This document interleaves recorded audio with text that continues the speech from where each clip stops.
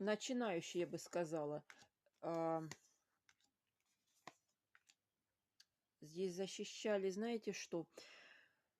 Она не одна делала, и кто-то из семьи ей помогал, то есть перетягивали вашу судьбу, а плохое, передавали вам обратно, то, что было на их, роду.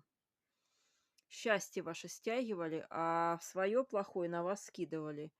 И здесь, скорее всего, кто-то постарше шел. Мне хочется сказать, что вот ребенок, да, и мать, и, возможно, либо бабка.